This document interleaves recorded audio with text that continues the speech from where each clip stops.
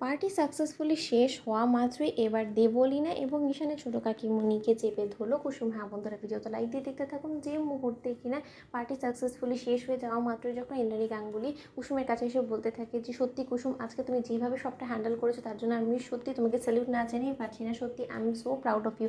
ঠিক সেই মুহূর্তেই যখন দেবলীনা এবং ঈশানের ছোটো কাকিমণি সেখান থেকে চলে যেতে নেয়, সেই মুহূর্তে ওদের সামনে গিয়ে সেই জুসের গ্লাসটা যখন ধরে কুসুম এবং বলতে থাকে যে চিনতে পারছেন এই জুসের গ্লাসটা, এটাই ছিল সেই আপনাদের জাদুর গ্লাস, যেটার মধ্যে কিনা আপনারা নেশার ওষুধ মিশিয়ে দিয়ে আমাকে ছোটোর হাত দিয়ে আমার কাছে পাঠিয়ে আমাকে খাইয়েছিলেন, এবং যার কারণে আমার এতটা নেশা হয়ে যায় এবং আমি উল্টোপাল্টা কথা বলা শুরু করে দিই এবং উদ্ভট আচরণ করা শুরু করে দিই। কিন্তু দুর্ভাগ্যবশত আপনারা যা কিছুর জন্য এত কিছু চক্রান্ত করেছেন সেটাই তো কোনোভাবে কোনো কিছু সাকসেসফুল করতে পারলেন না। আপনারা আমার পেছনে কি নাই বা করেছেন, আমি আমি সেগুলো না হয় নাই উল্লেখ করলাম, কিন্তু তার সত্ত্বেও আপনারা নিজেরাও তো খুব ভালো করে জানেন যে আপনারা যা কিছু করার চেষ্টা করছেন সেটা সম্পূর্ণরূপে ভেস্তে চলে গেলেও কি কাকিমণি, এবার যদি আমি এই সকল কথাগুলো দেবীমায়ের কাছে গিয়ে বলি তাহলে কি তোমাদের খুব একটা সম্মান বাড়বে? অন্যদিকে যখন দেবলীনা বলতে থাকে কুসুমের উপরে চড়া হয়েছে, কুসুম এই গ্লাসটা দেখানোর মানেটা কি, এবং তার থেকে বড় কথা তুমি এমন করে আমাদের দিকে তেড়ে এসে কথা বলছো যেন মনে হচ্ছে যে তুমি আমাদেরকে কোনোভাবে সন্দেহ করছো। তুমি হঠাৎ করে কি উল্টোপাল্টা খেয়ে তুমি নেশাগ্রস্ত অবস্থায় এরকম হিলছে ডুলছিলে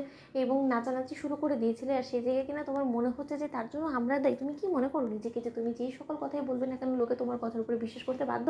সরি টু সে কুসুম, তুমি যে সকল মিথ্যাচারগুলো করছো না তার উপরে শুধুমাত্র ঈশান বাদে কেউ বিশ্বাস করবে না। ঠিক সেই মুহূর্তে আয়ুষ সেখানে চলে আসে এবং এসে বলতে থাকে যে ওর প্রত্যেকটা কথার আমাদের কাছে যথাসাধ্য পরিমাণে প্রমাণ আছে, এবং তার পাশাপাশি ওর কথা আর কেউ বিশ্বাস করুক না করুক, আমি আয়ুষ্মান গাঙ্গুলি ঠিকই ওর কথার উপরে বিশ্বাস করি দেবলীনা। এবং তোমাকে একটা কথা বলে রাখছি দেবলীনা, এই যাতে তুমি কোনো মতেই পার পাবে না, কারণ আজকে যা কিছু তুমি ঘটনা ঘটানোর চেষ্টা করছো তার প্রত্যেকটা প্রমাণ কিন্তু আমাদের কাছে আছে। এবং কুসুম যদি একবার মায়ের সামনে কথাটা বলে ফেলে, তুমি বুঝতে পারছো মা তোমাকে কী পরিমাণ অপমান করবে, তার থেকে বরঞ্চ তুমি নিজের দায়টা স্বীকার করে নাও। ঠিক সেই মুহূর্তে দেবলীনা বলতে থাকে যে নো, নেভার, আমি যেটা করি আমি সেটা দায় কেন বা স্বীকার করতে যাবো? ঠিক সেই মুহূর্তে ঈশান বলতে থাকে যে ও তার মানে তুমি বলতে চাইছো যে তুমি এমন কোনো কিছু চক্রান্ত করনি যার ফলে কিনা কুসুমের এই নাজেহাল অবস্থা হয়ে যায়। তোমরাই তো চেয়েছিলে যে কুসুম যাতে আজকে পার্টির মধ্যে এমন কিছু সিন ক্রিয়েট করে যার ফলে কিনা মা ওকে ব্র্যান্ড অ্যাম্বাসেডর হিসেবে সেই পদ থেকে ওকে সরিয়ে দেয়, সেটার জন্যই তো এত কিছু করেছিল। অথচ দেখো ঈশ্বর স্বয়ং ওর সাথে ছিল বিধে আজকে ও দুর্দান্ত পারফর্ম করে ও রীতিমতো সকলে মন জয় করে ফেলেছে এবং আরও বেশি ডিলেরও অফারও পেয়েছে। তাহলে নিশ্চয়ই তুমি বুঝতে পারছো যে ঈশ্বরও স্বয়ং